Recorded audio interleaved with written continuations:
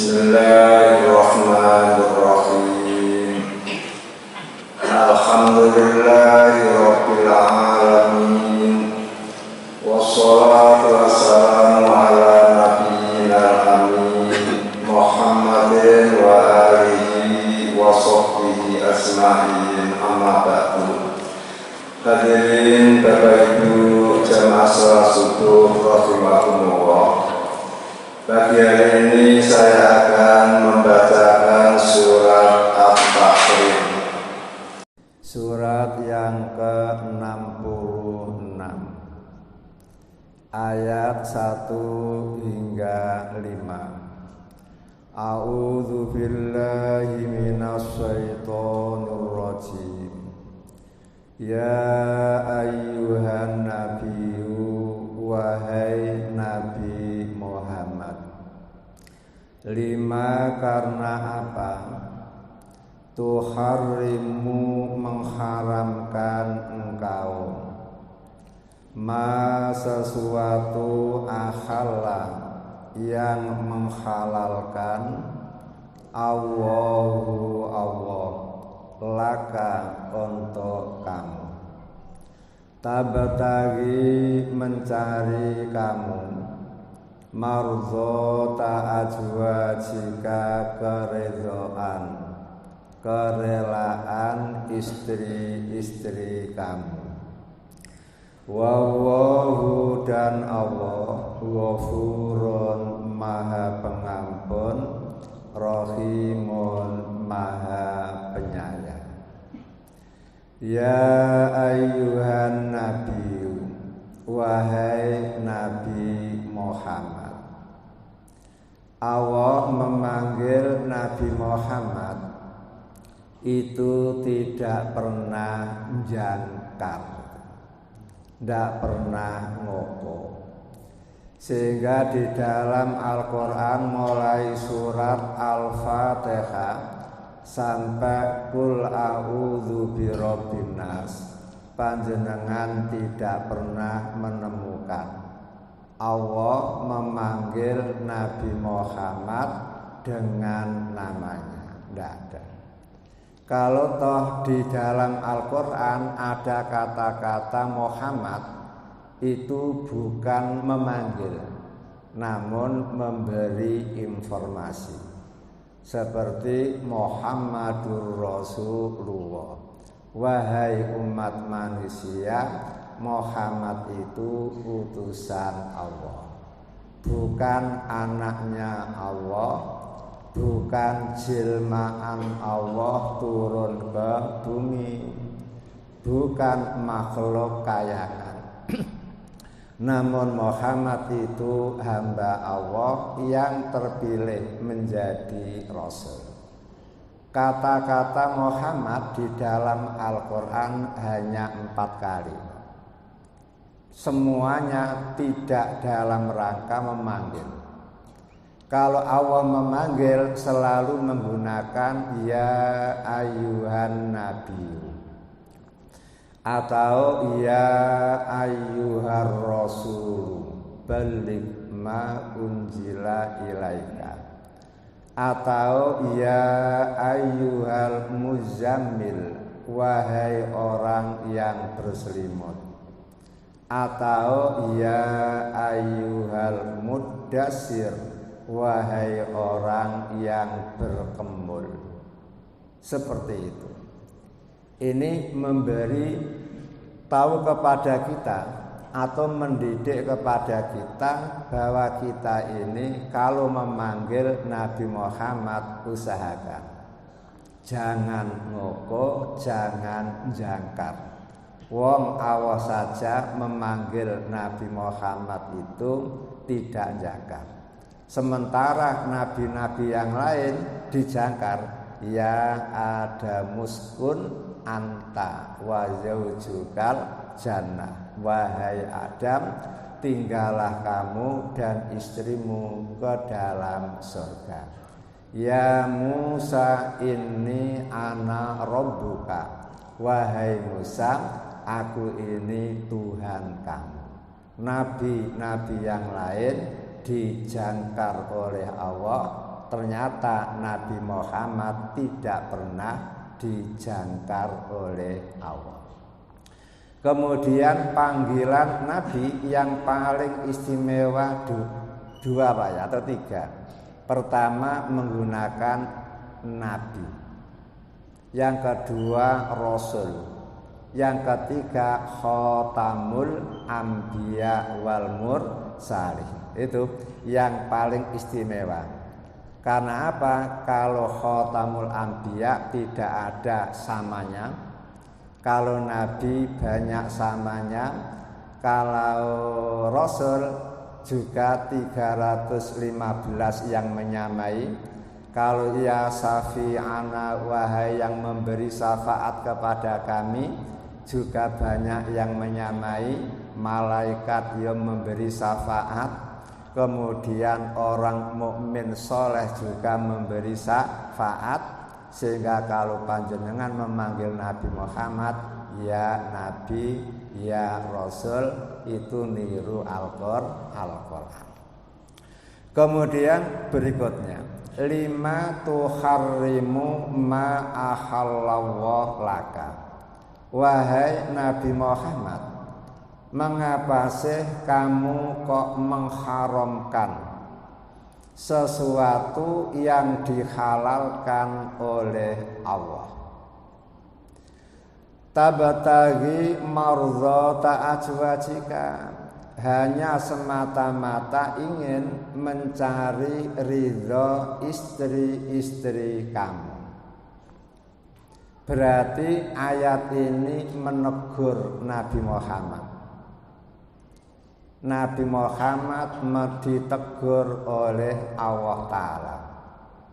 Ternyata Allah menegur Nabi Muhammad pun tetap dengan panggilan ya ayyuhan nabiyyu. Padahal kalau orang menegur berarti kan dia melakukan kesalahan.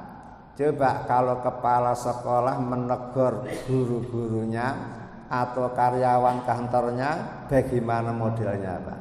Ternyata Allah masih tetap menghormati Nabi Muhammad dengan panggilan ya ayyuhan nabiyyu, walaupun isinya Allah menegur Nabi Muhammad. Wallahu ghafurur rahim, dan Allah Maha Pengampun lagi Maha Penyayang. Kemudian asbabun nuzul, yang menyebabkan ayat ini turun banyak Pak. Namun yang terkenal dua. Pertama, gara-gara Nabi Muhammad minum asal madu. Di dalam sebuah hadis Pak, yang diriwayatkan oleh Imam Bukhari, Nabi Muhammad itu istrinya akan banyak. Setiap sore semua istri disambangi. Kemudian setelah malam tiba, Nabi parkir di istri yang jadi gilirannya. Dan ingat, yang beristri banyak itu tidak hanya Nabi Pak. Raja-raja istrinya banyak, kafir muslim istrinya banyak. Kemudian bahkan ada sekarang ini namanya Olso itu, istrinya 107. Padahal raja tidak, Nabi tidak, Rasul tidak, kepala negara tidak, namun istrinya 107. Dan tidak ada yang berkomentar macam-macam. Padahal orangnya ya ireng kuru nyekir Pak, ganteng panjenengan itu. Tapi istrinya kok sampai 107, sampai majelis ulama kita menanyakan agamanya apa. Kan begitu. Kalau Islam kan paling banyak 4, dia sampai 107. Dan ketika Nabi Muhammad kawin dengan Yaya Aisyah yang usianya 6 tahun, baru kumpul ketika usia 9 tahun. Itu tanggapan orang barat luar biasa. Padahal adat pada zaman itu anak baru lahir saja sudah banyak yang dikawinkan. Kalau jenengan aktif kuliah di film Hindia lah ya, banyak anak-anak kecil sudah dikawinkan. Tapi tidak ada yang berkomentar macam-macam. Begitu Nabi Muhammad dikawinkan Allah dengan Nyai Aisyah, Masya Allah, laris manis Pak ya. Netizen itu yang mengumpar Nabi bahwa Muhammad adalah Nabi wedoan, Nabi yang punya kelainan seksual, usianya tua, cinta kepada anak-anak, maka panjenengan tidak boleh niru mereka. La tu'zum, jangan menyakiti Allah, jangan menyakiti Rasul. Nabi Muhammad setiap sore Pak, semua istri disambangi Pak, itu rutin. Kemudian malamnya baru parkir di istri yang jadi gilirannya. Adilnya luar biasa. Sampai ketika sakit saja Pak, Nabi itu adil Pak. Hari ini dia di istri yang pertama, hari kedua dibopong pindah istri yang kedua, hari berikutnya dibopong ke istri yang ketiga. Kemudian Nabi tanya, "Dek, kapan giliran saya di rumah Aisyah?" Ternyata masih lama.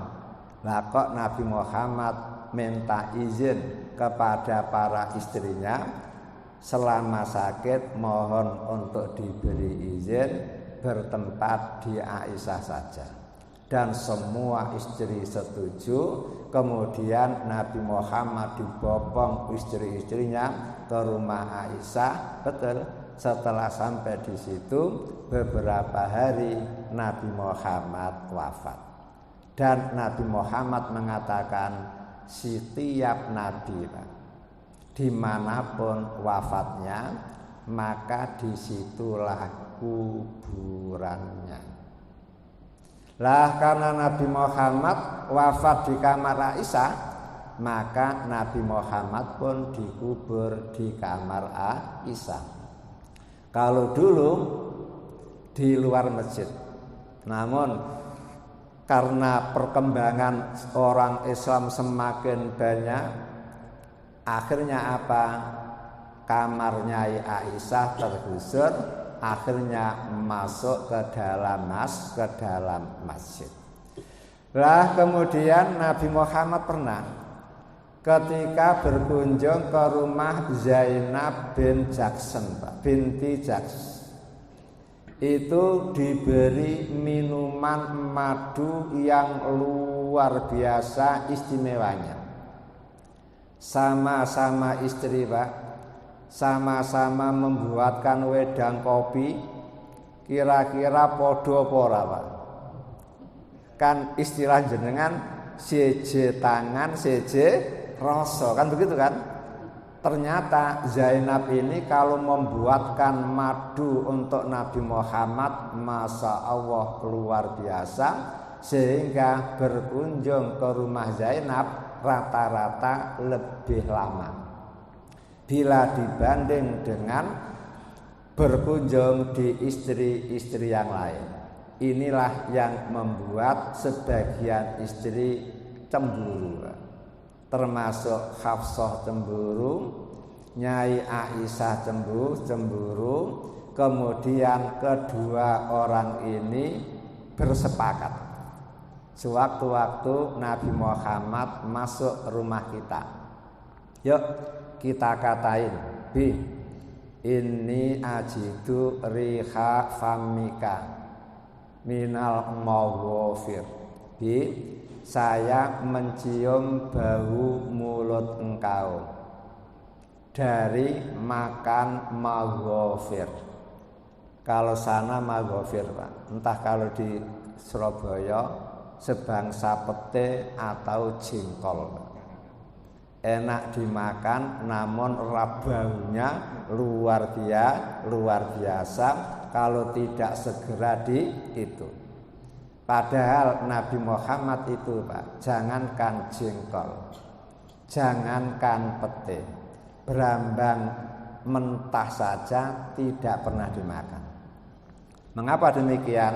Karena dia selalu kedatangan Jibril. Jibril pun seperti gaya manusia, Pak. Tidak senang beromong-omong dengan orang yang mulutnya berbau. Maka Nabi Muhammad betul-betul menghindari. Kalau toh Nabi Muhammad nyate tidak mau dikasih apa Pak? Berambang mentah. Kalau jenengan bagus Pak, karena berambang mentah itu untuk mencegah apa Pak ya? Kolesterol. Dari sate itu khusus untuk Nabi tidak mau. Lah sekarang Aisyah bersekongkol dengan Hafsah supaya mengatakan Nabi Muhammad berbau maghfir. Lah betul, setelah Nabi Muhammad keluar dari rumahnya Zainab, kemudian berkunjung ke rumahnya Hafsah, lah kok Nyai Hafsah ngomong saya kok mencium bau maghfir dari mulut panjenengan Loh, masa wong saya tidak makan maghfir, yang saya minum adalah madu buatan Nyai Zainab. Ndak Bi, tercium bau maghfir Bi. Karena ngayal semacam itu, maka Nabi Muhammad ngomong, dah kalau gitu mulai sekarang aku tidak akan minum madu lagi. Wala tuhbiri ahadan. Namun syaratnya kamu tidak usah cerita-cerita kepada siapapun.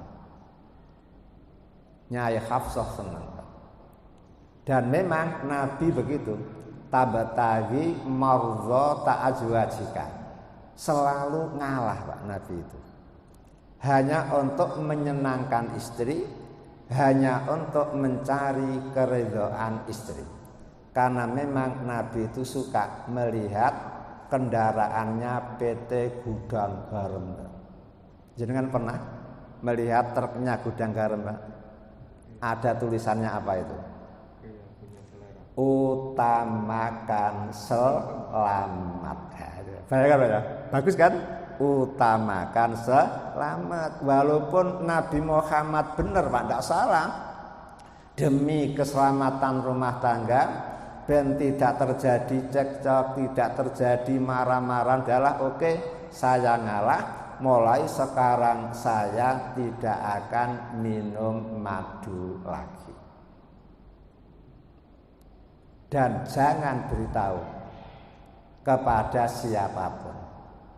Ternyata saking bangganya Nyai Hafsah bisa mengalahkan Nabi Muhammad, walaupun Nabi Muhammad tidak salah, cerita kepada Aisyah dengan bangga.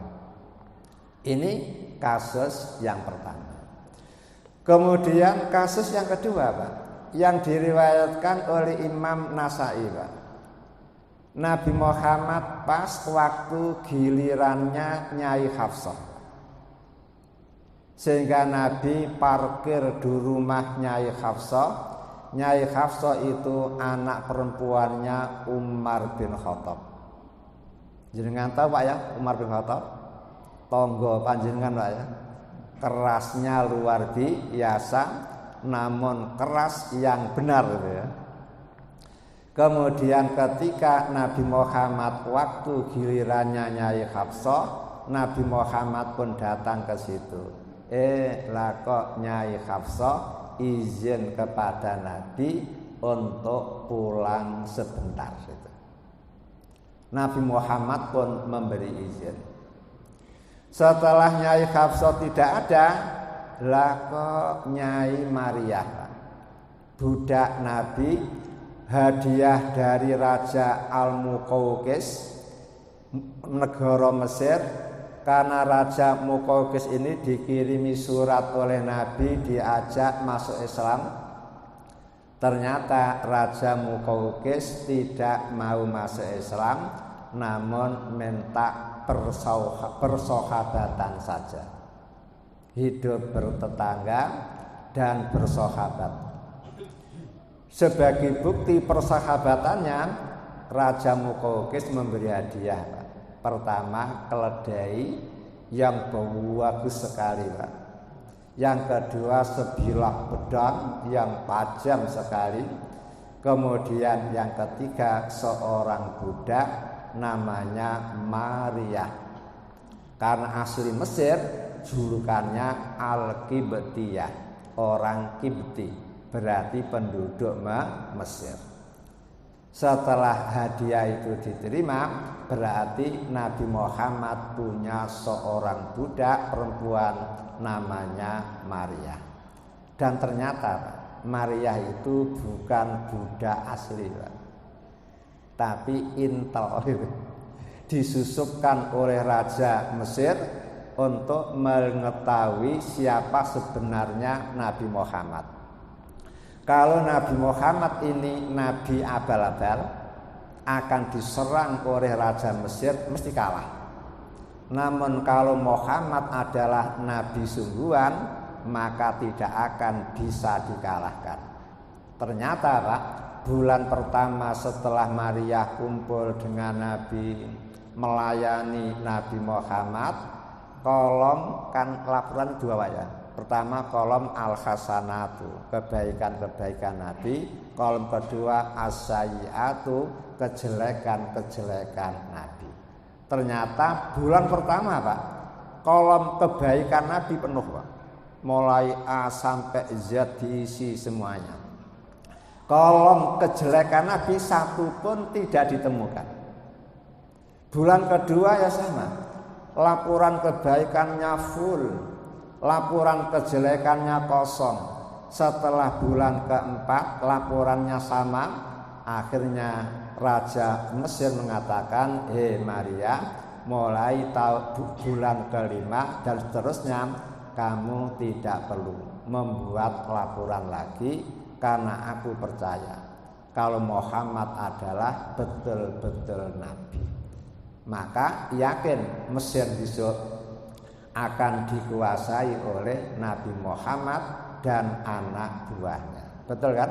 Setelah Nabi wafat, Abu Bakar wafat, lalu diganti Umar. Lah pada zaman Umar, Mesir ditaklukkan oleh orang Islam sehingga menjadi milik Islam, milik orang Islam.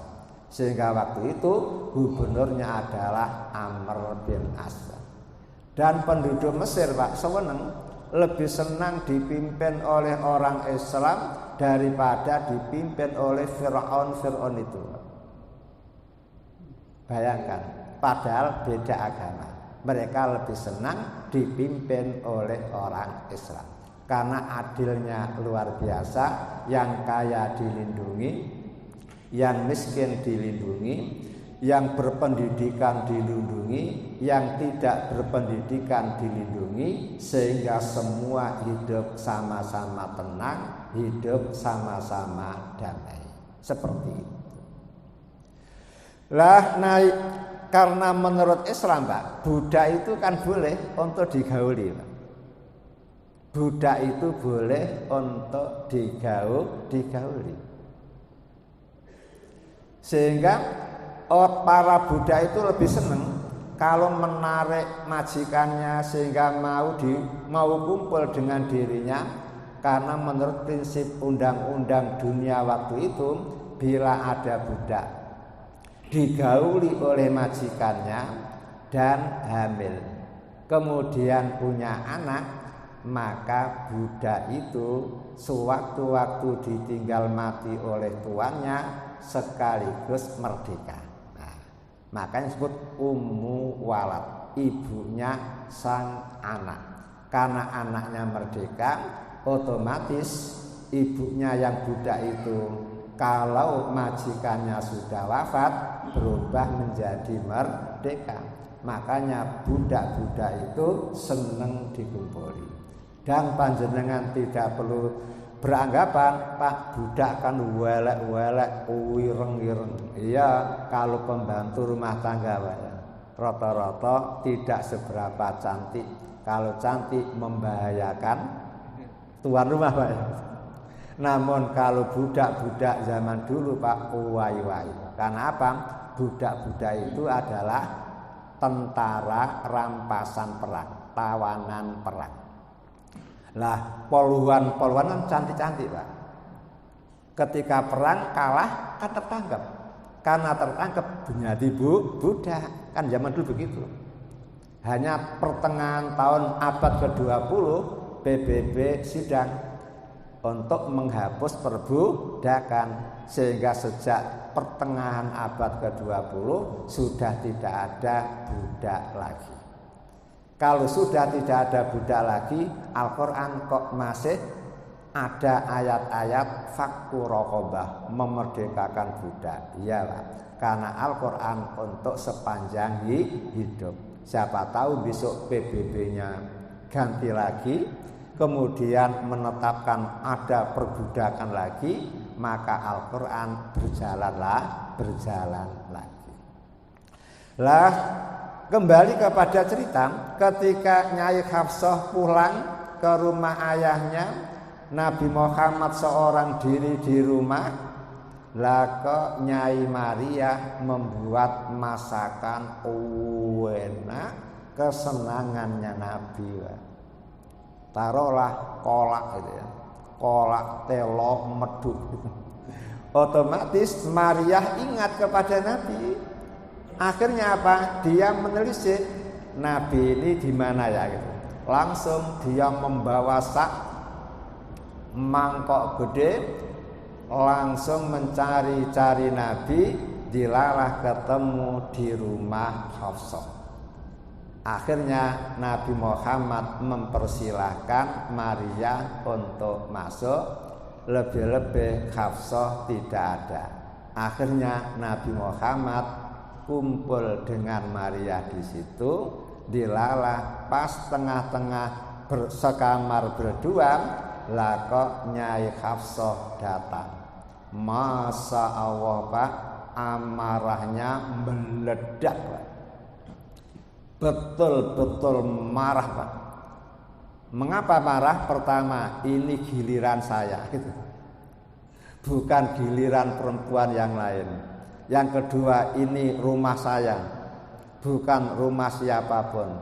Yang ketiga, ini kamar saya. Mengapa ada perempuan lain dimasukkan ke kamar saya dan bersenang-senang? Karena meledak-ledak Pak. Maka Nabi Muhammad ingin meredakan kemarahan Hafsah. Akhirnya apa? Nyai Hafsah Nabi Muhammad mengatakan, wahai Hafsah, mulai sekarang aku haramkan diriku menggauli Maria, atau aku bersumpah billah dengan menyebut nama Allah, la atauha, aku tidak akan lagi menggauli Maria. Ternyata kemarahannya meredanya belum sempurna. Setelah itu dibisiki yang kedua, jangan marah. Setelah aku mati, yang akan mengganti saya adalah Abu Bakar. Setelah Abu Bakar wafat, akan diganti oleh Bapak Umar. Ini rahasia. La tukhbiri ahadan. Kamu jangan sampai ngomong tentang ini kepada siapapun. Ini rahasia negara. Rahasia negara. Lah kok setelah diomongi semacam itu, Nyai kamu seneng Pak. Reda kemarahannya, menjadi redha terhadap Nabi Muhammad. Pertama redha karena apa? Sejak sekarang Nabi Muhammad tidak akan menggauli Maria lagi. Kemudian ridho yang kedua karena besok bapaknya akan jadi presiden gitu kan seneng kan anaknya presiden kan begitu terhormat gitu.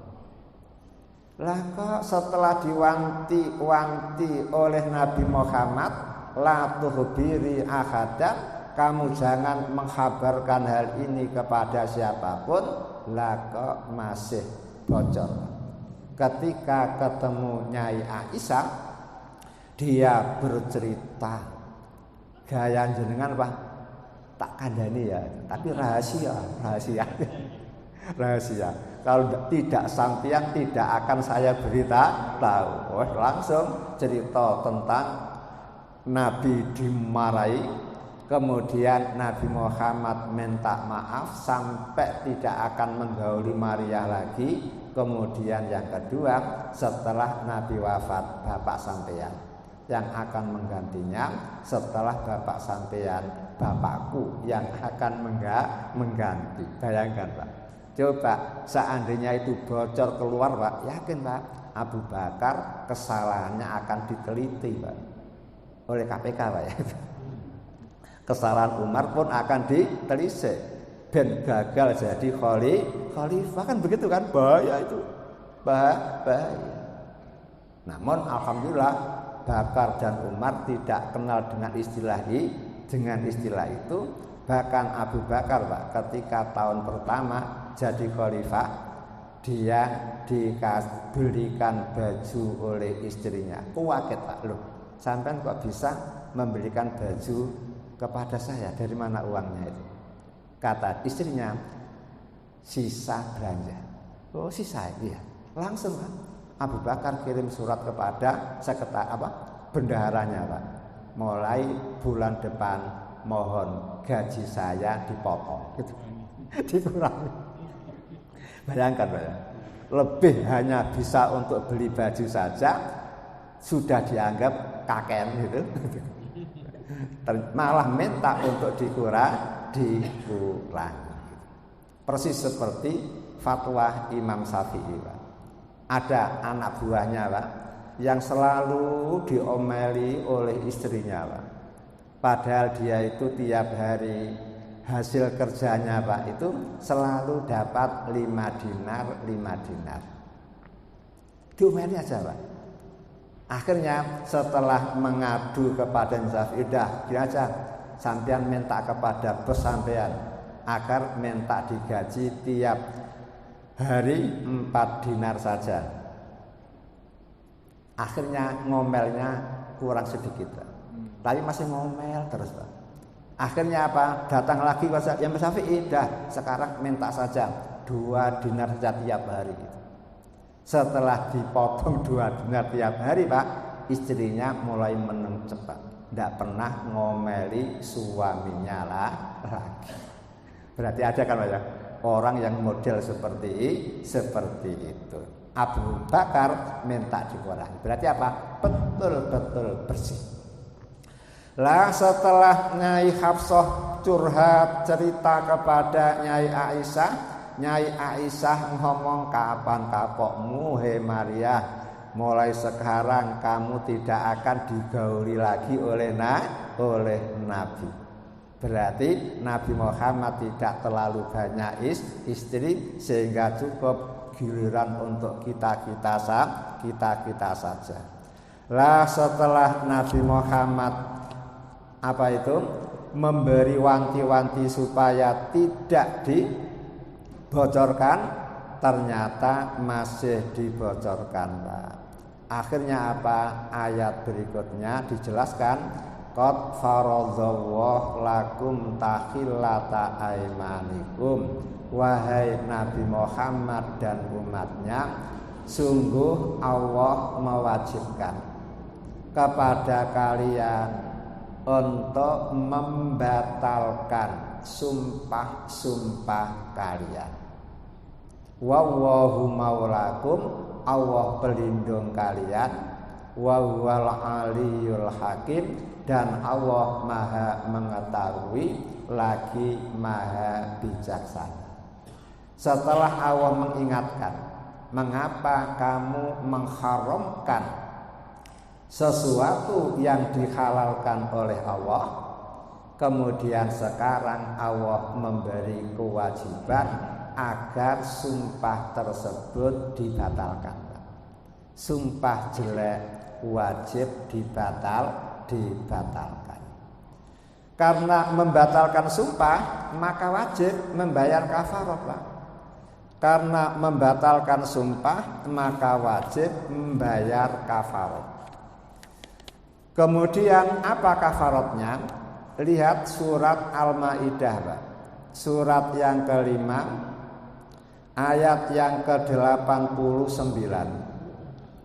Allah Ta'ala mengatakan la yu'akhidhukum wa billagwi fi aimanikum. Allah tidak memberi hukuman kepada kalian ketika kalian bersumpah logho. Sumpah hanya sekedar di bibir, seperti ketika panjenengan haji atau umrah, jenengan sering mendengarkan orang Arab bersumpah, Pak ya, menawarkan barang demi Allah, wawah 10 rial, wawah 10 rial. Setelah panjenengan kasih uang 20 rial, kembaliannya ngomong al-baqiyah, wawah baqiyah, sisa apa? Susuk, pakai wawah begitu, Pak. Ini namanya apa? Sumpah sia-sia. Sumpah semacam itu tidak ada nilainya sama sekali. Namun walaki yu'akhidukum bima aqadtumul aiman. Bila sumpah keluar dari lubuk hati, Pak, yang dalam, itulah baru diakui oleh Allah sebagai sumpah. Bila dirusak maka dosa. Supaya untuk menutup dosa maka wajib membayar kafarat. Apa kafaratnya? Fakaffaratuhu it'amu asharati masakin.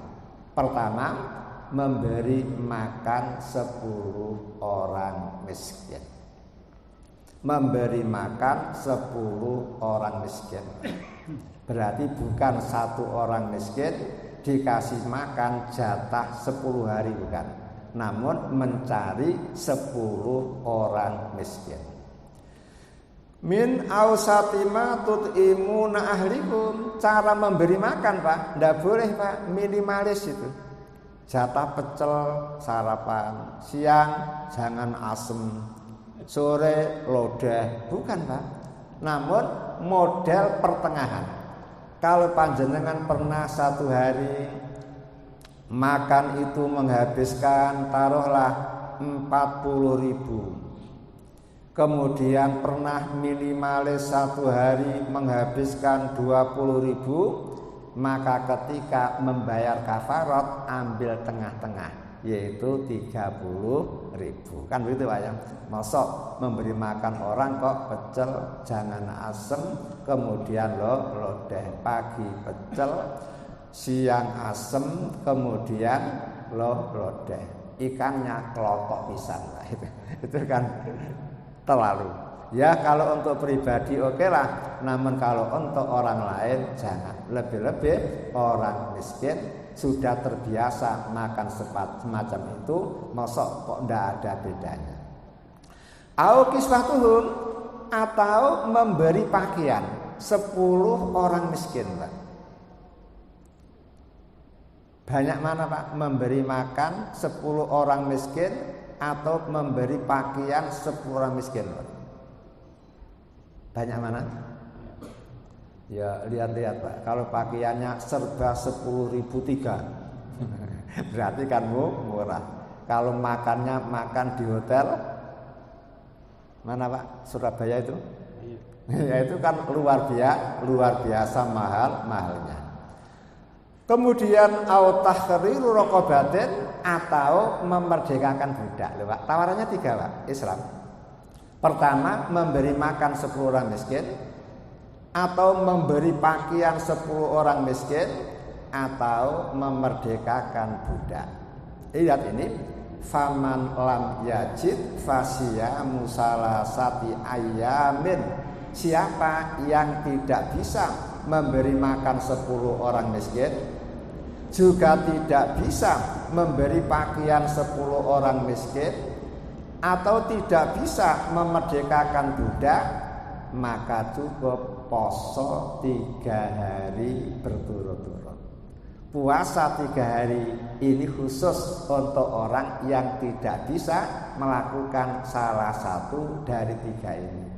Selama masih bisa, tidak boleh Pak. Poso 3 dina tidak boleh, tidak boleh. Lah karena Nabi Muhammad membatalkan sumpah Pak, mengharamkan dirinya kumpul dengan Maria Al-Qibtiyah, kemudian sekarang diperintah oleh Allah untuk membatalkan, maka Nabi Muhammad wajib membayar kafarat. Ternyata Nabi Muhammad tidak memilih ongko pertama, yaitu apa? Memberi makan. Tidak memilih ongko kedua, memberi pakaian. Yang dipilih Nabi apa? Tahriru raqabatin, memerdekakan budak. Ini menunjukkan Nabi Muhammad itu dalam urusan akhirat Pak, tidak mau minimalis. Kalau urusan dunia oke lah minimalis Pak. Namun urusan akhirat cari yang terbaik, cari yang paling afdal, cari yang paling banyak nilai-nilai pahalanya. Makanya jenengan besok ketika menjelang Idul Adha Pak, ada tawaran korban sapi besar A 4.500.000, kemudian kelas 2 4 juta, kelas 3 3.500.000-an, kelas 4 3 jutaan. Jangan milih yang kelas 4 Pak. Kalau milih kelas 4 berarti apa? Minimalis itu Pak. Cari yang paling afdal, paling anfasuha, yang paling bagus. Itu kalau bisa. Namun kalau tidak bisa, ya apa boleh buat, minimalis pun oke daripada tidak sama sekali. Ini poin yang kedua. Berarti karena Nabi Muhammad bersumpah dan sumpahnya salah, maka wajib untuk dibatalkan. Panjenengan pun begitu. Kalau terlanjur sumpah ternyata sumpahnya jelek, maka wajib dibatalkan dan harus membayar kafarat. Kafaratnya salah satu dari itu. Kemudian diteruskan, wa id asarron nabiyyu ila ba'dhi ajwaji hadisan. Dan ingatlah ketika Nabi Muhammad membisiki omongan-omongan kepada istrinya yang sangat amat rahasia. Lah kok istrinya menceritakan kepada perempuan lain. Wa'at harahu alaihi. Lalu apa yang dilakukan oleh istri-istri Nabi itu dibuka oleh Allah. Sehingga Allah membisiki Nabi Muhammad kalau omongan rahasianya dibocorkan oleh sang istri. Akhirnya apa? Nabi Muhammad langsung tanya kepada Nyai Hafsah, wahai Nyai Hafsah, mengapa kamu membocorkan rahasia negara?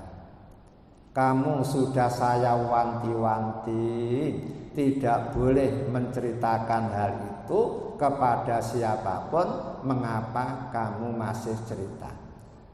Nyai Hafsah terkejut sampai mengatakan, man amba'aka hadza, wahai Nabi, siapa yang menceritakan kepada kamu kalau saya ini membocorkan rahasia negara?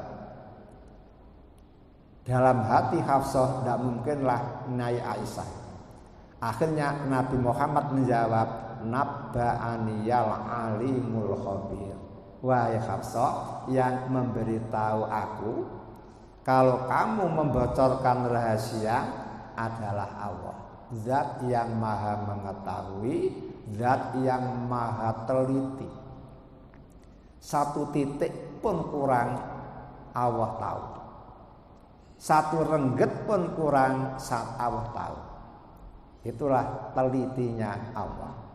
Gara-gara itu akhirnya Nyai Hafsah diem, merasa memang dia bersalah, dan gara-gara ini Pak, Nabi Muhammad kecewa berat.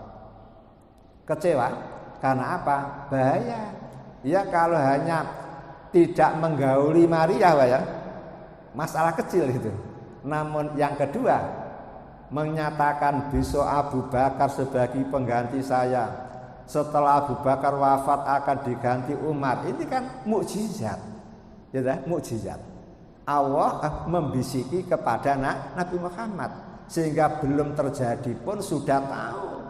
Namun Nabi Muhammad tidak pernah membocorkan kepada siapapun sampai ketika sakit, sakit peras. Abbas paman Nabi Muhammad ngomong, "Li, tolong tanyakan kepada Nabi, setelah Nabi wafat kira-kira siapa yang ditunjuk menjadi penggantinya?" Ali ngomong, "Moh." Nggak. Dan Nabi Muhammad pun diem. Abbas menekan lagi, "Ya ditanyakan, mumpung masih hidup, agar kita tahu." Ali pun ngomong, "Moh." Nggak mau. Sampai Nabi Muhammad wafat. Setelah Nabi Muhammad wafat, orang-orang Madinah Pak Ansor kumpul di Senayan, rapat Pak, siapa yang berhak mengganti Nabi. Pada waktu itu kaum Muhajirin tidak diundang. Akhirnya Abu Bakar, Umar dengar, lalu langsung cepat-cepat pergi ke Senayan. Nabi Muhammad hanya ditunggu oleh Abbas, oleh Ali dan seterusnya, keluarga dekat. Kemudian setelah sampai di gedung parlemen Pak, orang-orang Ansor ngomong, "Nahnu al-umara wa antumul muzara." Wahai orang Muhajirin, kami orang Ansor yang berhak menjadi pemimpin, sedangkan Anda menjadi menteri-menterinya saja. Akhirnya Abu Bakar langsung naik podium memberi penjelasan Pak, kalau orang Ansor bisa berislam gara-gara orang Muhajirin, maka yang berhak menjadi pemimpin adalah Muhajirin, kemudian orang Ansor menjadi para menterinya. Kemudian Abu Bakar ngomong, "Aku ridho kalau kalian ini dipimpin oleh salah satu dari 2 sahabat Nabi. Pertama Umar atau Abu Ubaidah bin Jarrah." Lah kok Umar langsung berdiri, "Wahai Abu Bakar, mana mungkin aku menjadi pemimpin wa anta hayyun, sedangkan engkau masih hidup gitu. Aku setuju kalau engkau yang jadi pemimpin." Lah kok semua anggota rapat Pak, para DPR MPR itu semuanya ngomong setuju. Akhirnya apa? Dengan suara aklamasi Abu Bakar terpilih menjadi khalifah. Lah sekarang kembali kepada masalah mengapa Ali tidak mau tanya kepada Nabi setelah Nabi wafat siapa penggantinya. Rahasia Pak. Karena apa? Coba kalau tanya, kemudian Nabi ngomong Abu Bakar. Yakin Pak, para sahabat paham, oh Nabi tidak menghendaki dinasti. Kalau Ali berarti apa? Dinasti kan? Lah kalau Nabi sendiri tidak menghendaki keluarganya yang menjadi penggantinya Pak, otomatis periode berikutnya semuanya akan diambil orang lain, sehingga keluarga Nabi tidak punya kesempatan.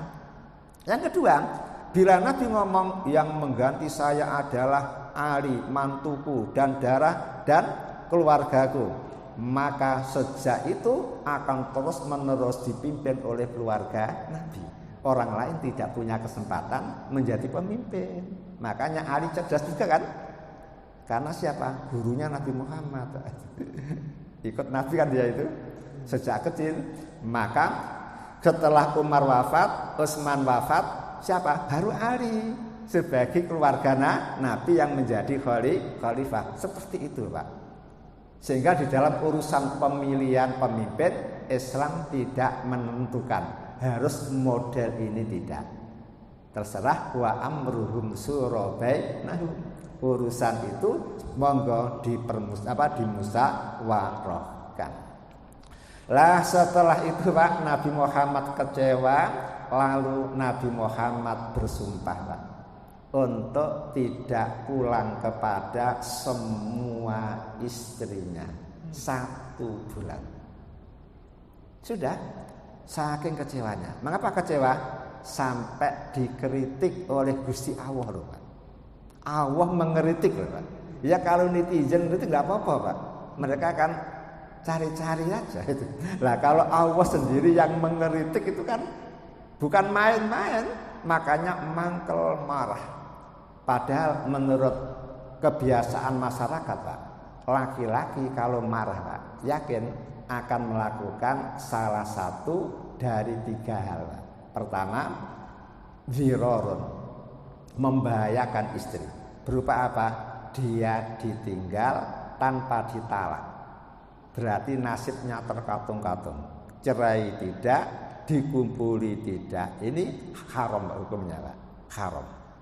Yang kedua, kalau tidak dzirar, tolak. Halal, namun dibenci oleh Islam. Dan setan senang. Iblis bangga kalau ada setan kok berhasil memisahkan antara suami istri, Pak.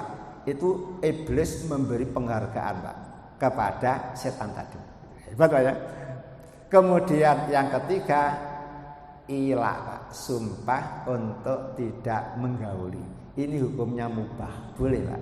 Orang laki-laki boleh karena kemarahannya boleh bersumpah untuk tidak menggauli istri. Namun Islam memberi batasan, Pak. Paling lama 4 bulan. Di dalam Al-Quran surat itu, Pak,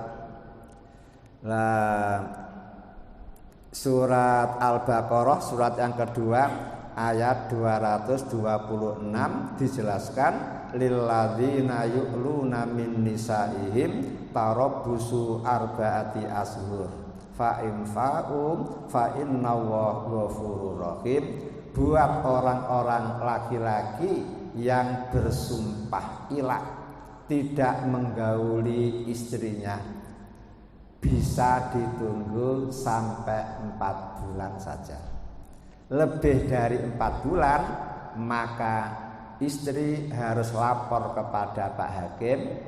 Pak Hakim nanti akan memanggil suami, kamu pegat apa kamu kembali. Begitu, Pak. Karena apa? Tidak boleh lebih dari 4 bulan. Batas terakhir 4 bulan itu. Kalau oke, kembali ya kembali, tidak masalah. Namun kalau lanjut berarti hakim yang akan menjatuhkan talak. Dan dengan keputusan hakim dia sudah cerai, sehingga si istri bisa lagi kawin dengan laki-laki lain. Tidak kal mu'allaqah seperti barang yang dicantelkan, ya, nganggur, kelihatan ada yang punya namun tidak pernah dipakai sama sekali. Itu kan membahayakan. Islam tidak ingin membahayakan kepada siapapun. Lah Nabi Muhammad sumpah ilah 1 bulan. Pada waktu itu Nabi Muhammad sedih, Pak. Para jamaah juga masya Allah banyak yang nangis itu. Setelah Umar mengetahui kalau terjadi huru hara yang besar itu, karena Umar itu punya tonggo, Pak, yang rutin ngaji, Pak. Hari ini Umar yang ngaji, tonggonya tidak. Apa yang disampaikan Nabi ditularkan oleh Umar kepada tonggonya. Kemudian hari berikutnya Umar tidak ngaji, tonggonya yang ngaji, Pak, karena sama-sama sibuknya kerja, Pak, ya.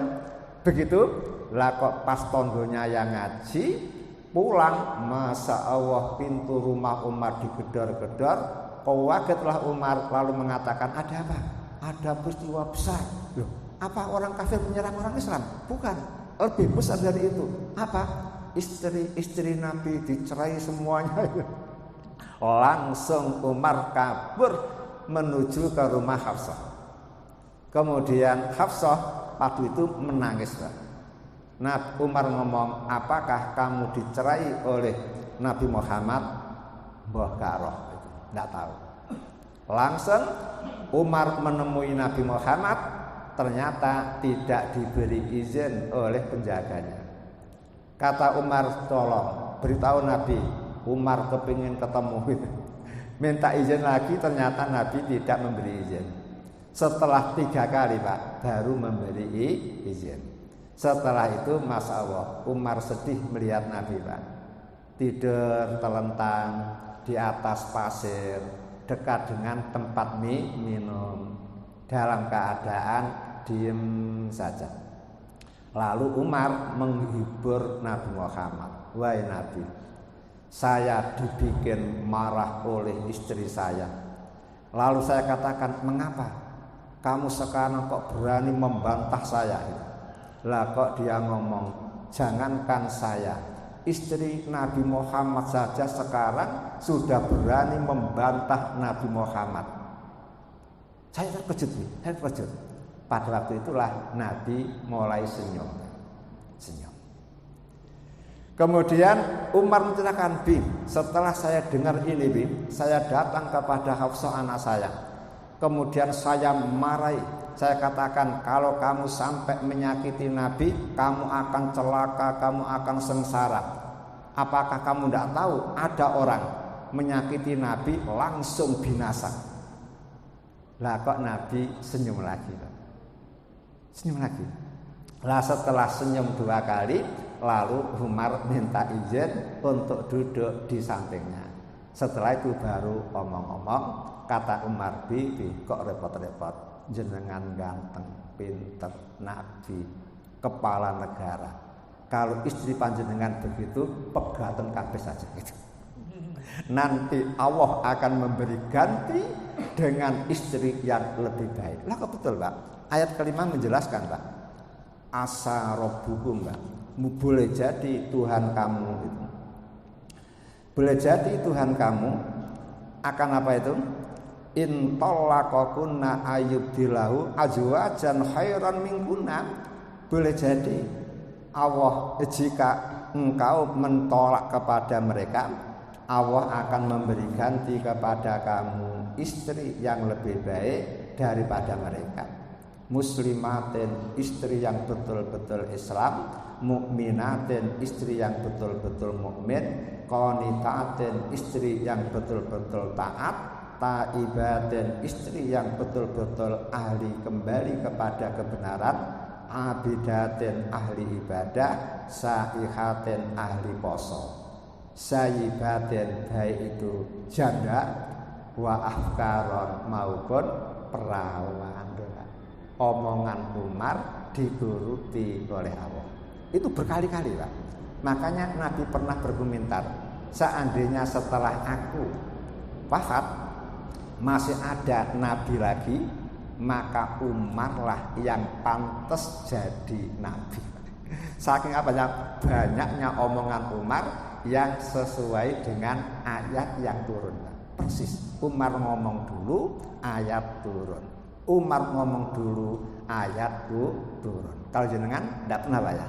Sama dengan saya. Hadirin yang berbahagia, karena waktu sudah habis, mari kita akhiri dengan doa kafaratul majelis.